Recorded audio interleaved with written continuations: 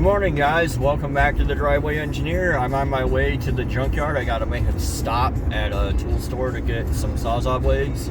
I'll probably stop at Home Depot, and we're gonna see what kind of crap we can put together out of garbage laying around on the ground at the junkyard.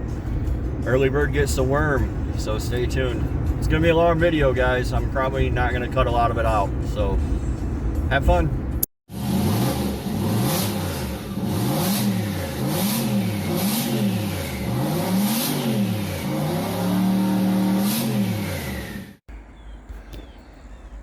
Alright, everybody, I got my office set up.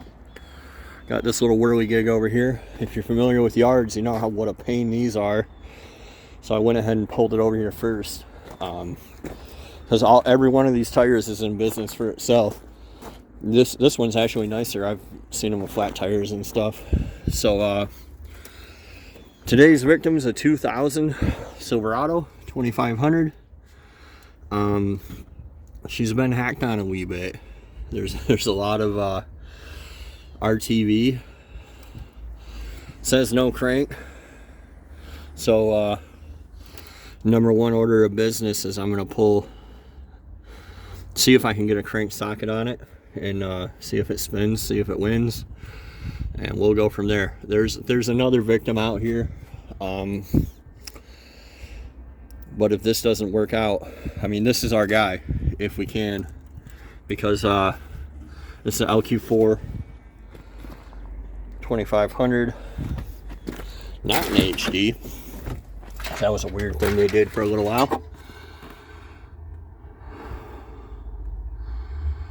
There it is, LQ4. I'm all out of breath from pushing this stupid thing. It was fortunately in the next row, and I only had to move 5 hoods to get it out of my way. But yeah, I'm gonna see if this spins before I even bother setting up the I mean, this is a bad sign. K&N stickers, yee that some kid owned this. So we'll see. Before I bother setting the GoPro up or anything, I'm gonna see if this thing spins. So I'll bring you guys back. All right, boys, she's a spinner. So I don't know what the no crank is about. Probably about whatever mechanic mastery did all that. Maybe it's just got a bad starter, but it spins fine. So it's coming with me. Quick overview before I set up the time lapse. I'm going to take this PCM out of this bracket. I'm going to take that whole fuse box off the wall, and then there's a handful of connections that go that way. You can kind of see them up here. I'll bring you back when I actually have the fenders off and stuff. But the whole harness is going to go with the motor. So that's the plan. I like to do this by taking the hood and the front clip off. Not everybody does. I don't like to stand on my head. People say it's faster to not do that. I don't really care. This is the way I do it. So, you know, if you want to, you can do it this way too, and it'll work. And if you don't want to, you don't have to. But I'm going to throw off the time lapse and get to real work here.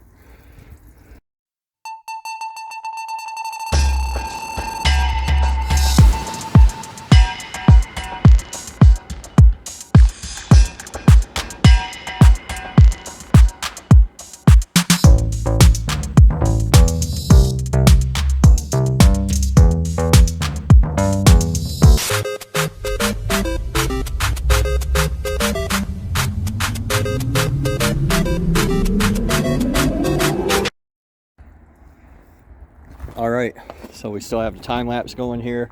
It's been 40 minutes. Fenders are off. Again, you don't have to take the fenders off. I know what the comments be, but I like to take the fenders off.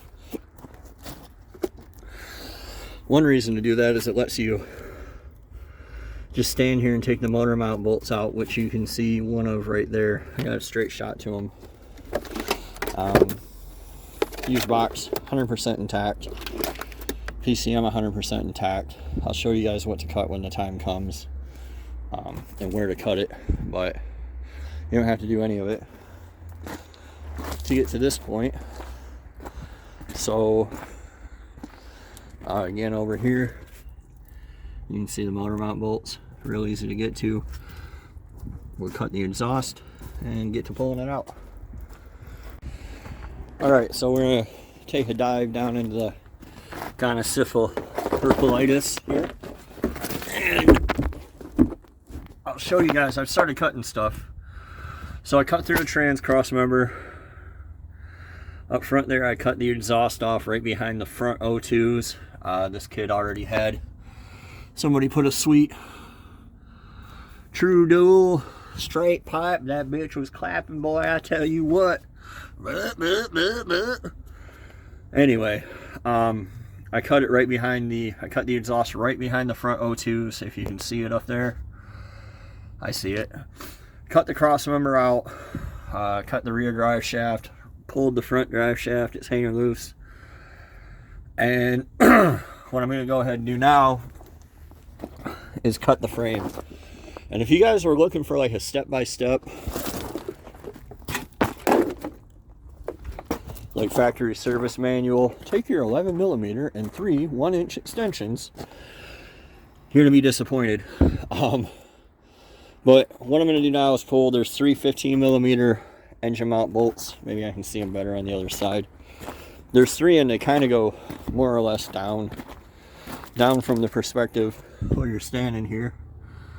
So there's one, and there's one hidden behind the tube of RTV on each side. So I'll pull those, and I'm going to cut the frame right there, and I'm going to cut through the top and leave the bottom, and the whole thing should pivot and drop the motor forward, and I should be able to scoot it enough to just pull the bell housing bolts and leave the converter on it, and then I'll take the converter out on the ground.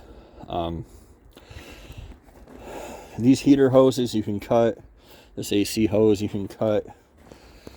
I'm not going to get into wiring just yet, but this is a 2002 drive-by cable, so you don't need anything going into the cab. You can come through and cut these right at the firewall and just take the whole thing like that, because this is all body function stuff. So if you need to know where to cut, that's where you cut. Yeah, I'm going to turn the time lapse back on. I had to conserve the battery, so I'm going to turn it back on and start pulling bolts. Alright, there's my frame cut. My motor mount bolts are pulled. You see that I cut the harness going into the cab and nowhere else. I'm going to cut the other side, and this should hopefully not fall on my head, but let that motor tilt down. So I'll be right back. Also, you'll see it on the time lapse.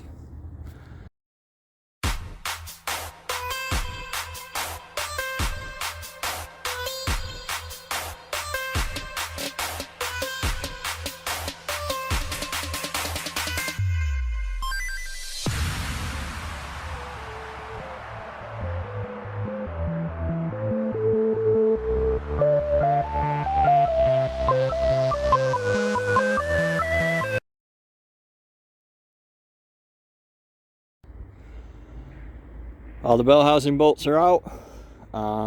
Converter's still on. I'm going to lift it up, pull it forward. Hopefully it pops off the transmission with the converter.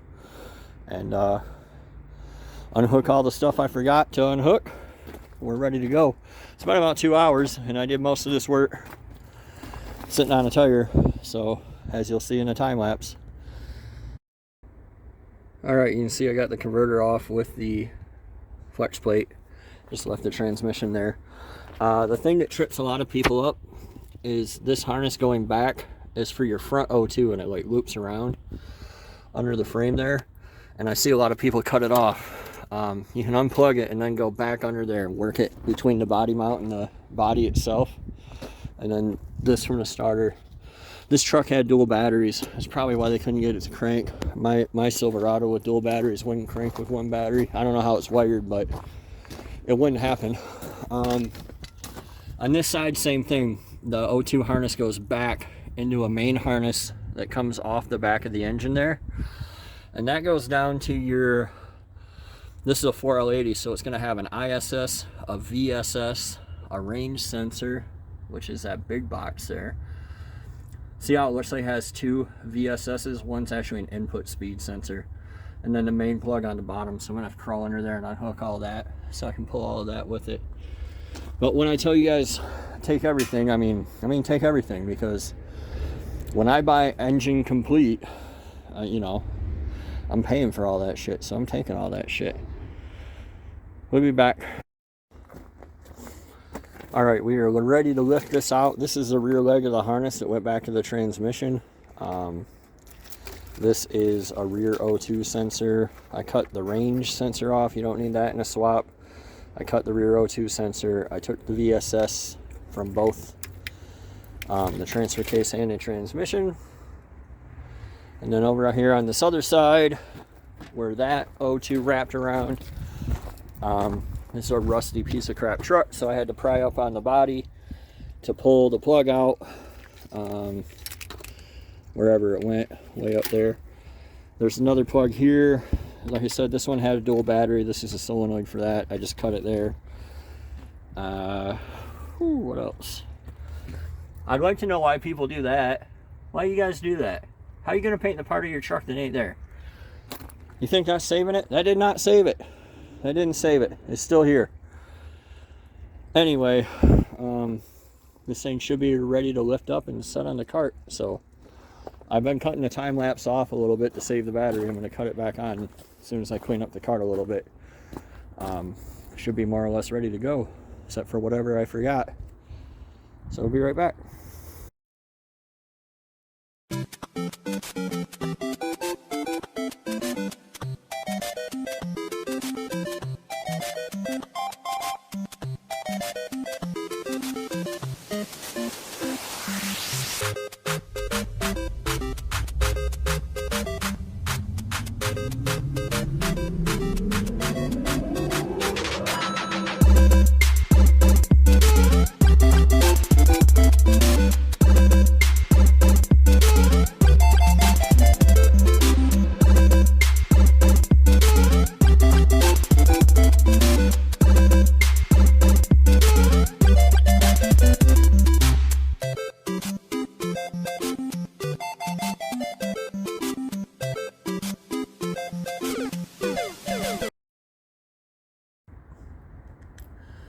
All right, ladies and gentlemen, the money shot.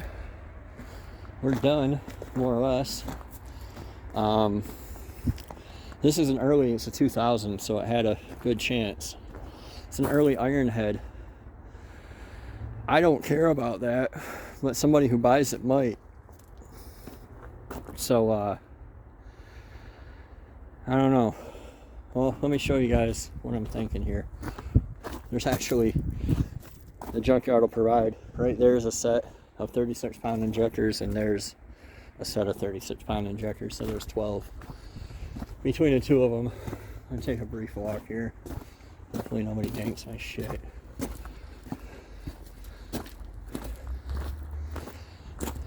But the Junkyard always provides. The Junkyard cares. The Junkyard loves you.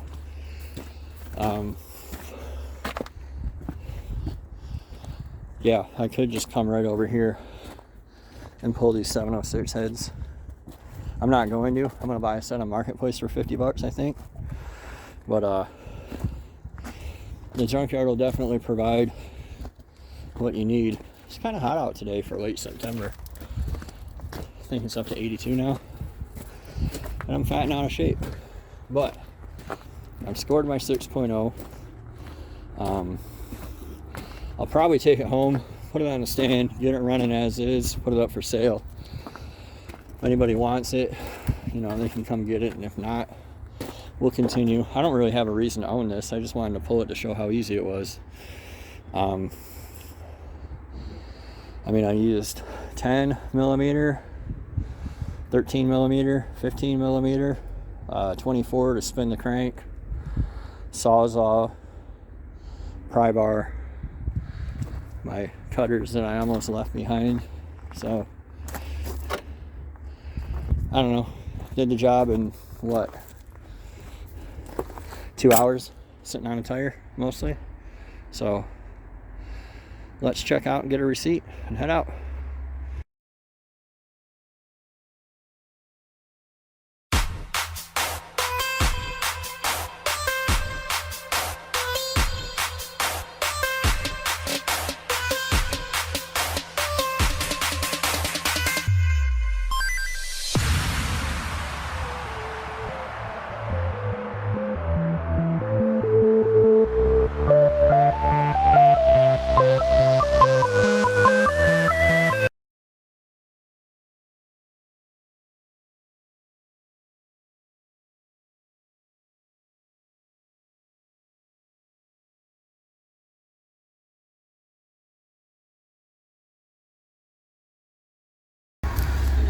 All right, let's see, blah, blah, blah. Total 242. I got a $2 pop. It's $240 for the engine. So here it is. Yeah, I've already got a set of aluminum heads at home, so I just remembered. This has now the 36-pound injectors from the two 3800 supercharged cars you saw. Got my PCM, got my fuse box. It's everything. You got my mass air meter.